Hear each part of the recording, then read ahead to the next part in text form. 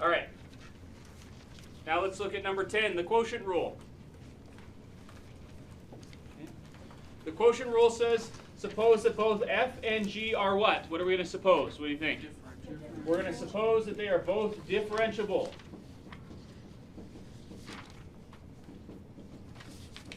At x equals a. That is, suppose who exists? Yeah, f prime and g prime exist. Then the derivative of the quotient.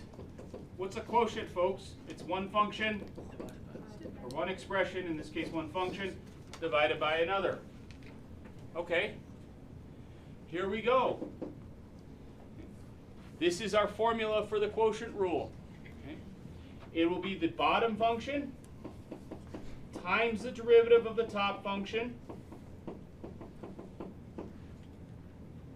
minus the top function times the derivative of the bottom function all over the bottom function squared. For those of you that are curious where this one comes from, I will derive this in a video that you can watch in the post work. Okay, I'll actually come up with this rule using the limit definition. But really, if you've got the product rule, what can you do with this g of x? You could rewrite it as g of x to the negative 1 power. And once you've learned a few other rules, we could go ahead and just do the product rule on it and then clean it up. Okay, so that's a nice way to see where this one comes from. We'll talk about that in a couple sections. Okay? For right now, we've got a large, complicated formula. Okay? Oftentimes what we'll do is we'll abbreviate this just using the prime notation. We'll write g f prime minus f g prime all over g squared. That just makes it a little bit easier on the eyes.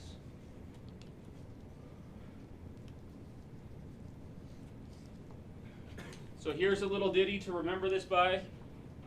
The bottom times the derivative of the top minus the top times the derivative of the bottom all over the bottom squared.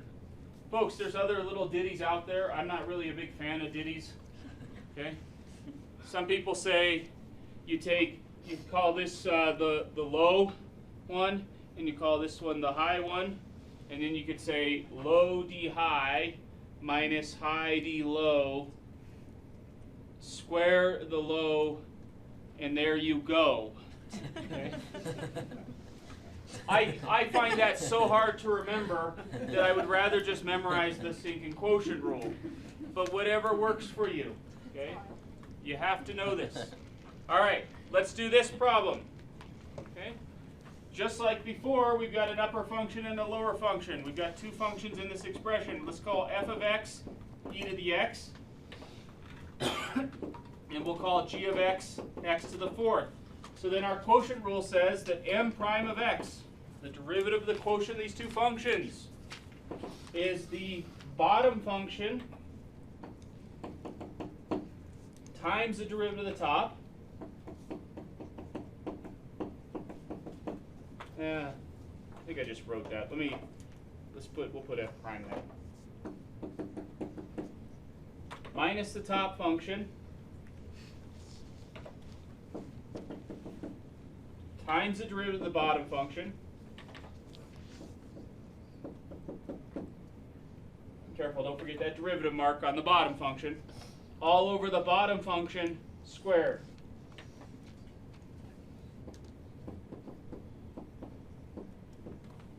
Folks, quick word of warning.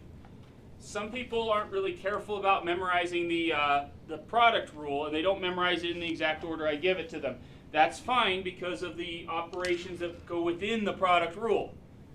You got some addition, you got some multiplication, both of which commute very nicely. With division and subtraction, those do not commute well. So does the order matter on all of this? Absolutely. Okay. All right. So let's go ahead and start plugging in what we know. And we'll just put it all in one color. Here's the bottom function, which is x to the fourth, times the derivative of e to the x. What's the derivative of e to the x, folks? E to the x. Minus, right? Minus what? E to the x. Yeah, minus the e to the x, the top function, times the derivative of the bottom function. What's the derivative of that bottom function? 3x, or 4x to the power of 3. 4x cubed by the power rule. All over x to the 4th squared. Folks, what's x to the 4th squared? X to the 8th. Was that real hard to fix? No, be polite and clean that up. Okay? Careful though, what if I had e to the x squared? What if that had been my bottom? What is e to the x squared? How else could I write that? E to the 2x. Yeah, be careful with your properties of exponents.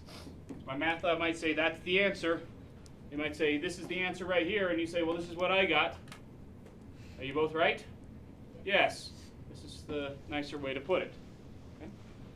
Questions on that? Okay. So that's the quotient rule.